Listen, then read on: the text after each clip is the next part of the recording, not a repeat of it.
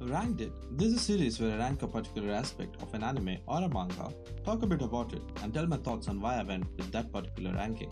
And this time, I'm gonna rank the arcs in the anime My Hero Academia, specifically the second season. I already made a video ranking the arcs in the first season, so if you haven't watched that, I will link it down below in the description and on top right of the screen. Also, if you enjoy the video, don't forget to leave a like as it helps me get this video to reach out to more people. And if you like what you're seeing, do subscribe. I try to post at least one video every week, so hit that notification bell if you don't want to miss out on any videos. With that out of the way, here's Ranked It, My Hero Academia Arcs Season 2. The second season of My Hero Academia had 25 episodes packed into it, and there are 3 arcs to be ranked, namely the US Sports Festival arc, the Versus Hero Killer arc, and the Final Exams arc. Only 3 this time, so it should be fairly easy to rank these arcs. Let's start with the third place. I'm going with the Final Exams arc, which is a no-brainer considering how good the other 2 arcs are. I'm not trying to imply that the Final Exams arc was a bad arc, but in general it was basically an arc where students had a written and a practical exam wherein they faced their teachers in a 1v2 combat. It was just an update on various students' work improvements and training progress.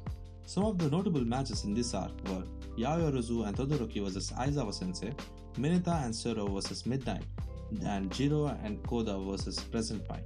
All this fight showed proper character development and progress of these characters in a not so fair matchup against their respective teachers. I was actually surprised by Mineta's win against Midnight, as he was already down by 1 given Zero was knocked out anyway. I feel like Horikoshi Sensei has made Mineta's character mainly for the purpose of surprising the fans with the outcomes wherein Mineta isn't as useless as he looks. And of course it wouldn't be fair if I didn't talk about the main battle of this arc, wherein the team, which is basically team in inverted commas, of Midoriya and Bakugo going against the symbol of peace, All Might himself.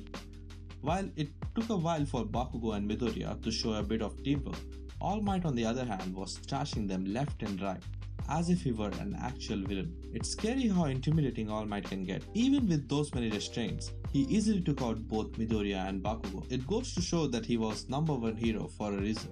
We also see the struggles that come with excessive usage of Bakugo's quirks, and that his gauntlets were in fact minimizing the pain and risk he had to endure while using his quirk. And well, in the end, thanks to Midoriya's nature of saving people in need, he manages to land a punch on All Might and rescue Bakugo, thus clearing the test. A decent arc to wrap up the second season.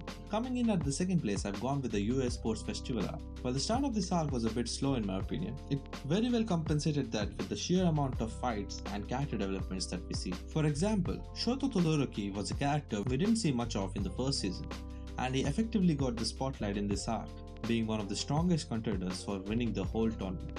We even got to know about his inner struggles and his relationship with the #2 hero Endeavor, his father, and his character development that eventually happens during the final moments of his battle against Midoriya. The climax of that battle was the peak of this arc in my opinion, watching how Midoriya lunges towards Todoroki with just one hand in a decent condition.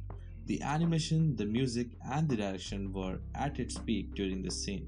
Apart from this, another scene that I really liked was how Midoriya wins the obstacle race by jumping on a pile of mines with his shield and getting carried forward by the explosion. The soundtrack at this scene was on point as well.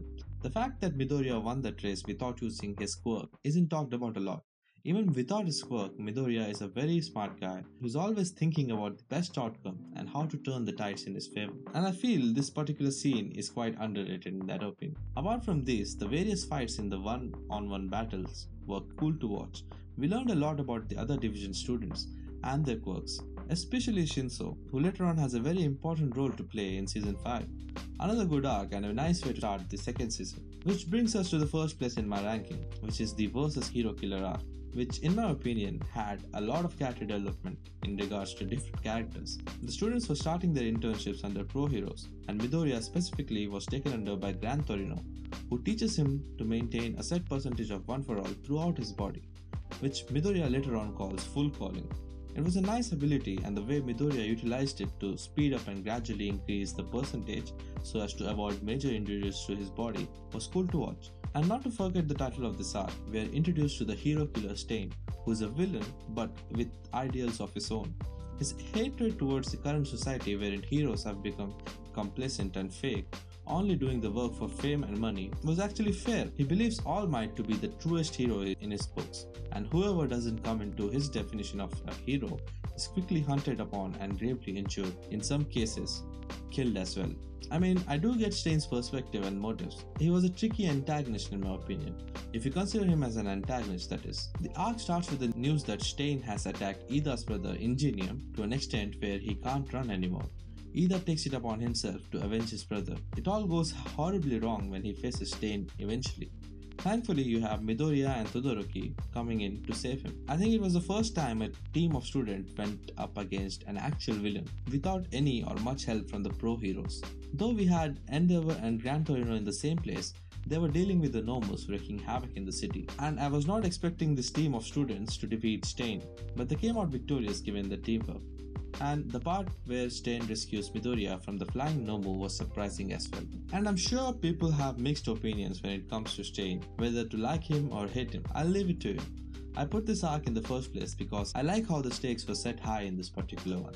Putting the whole training arc of Midoriya aside, the fighting against Stein was a life and death battle. Stein was a serial killer who was ready to kill without any hesitation. Had it not been for Midoriya and Todoroki, Ida would have been dead. The story gets more and more serious from here on, with the League of Villains and the pro heroes getting involved. It was a great way to set up the events of Season 3, which I will be talking in the next video. This concludes Rank Date for My Hero Academia Season 2. What are your thoughts on this ranking? Do let me know in the comments below. If you have reached this point in the video, thank you, I really appreciate it. And if you enjoyed the video, don't forget to leave a like and subscribe if you're new to the channel. Thank you for watching, and I'll see you guys in the next one.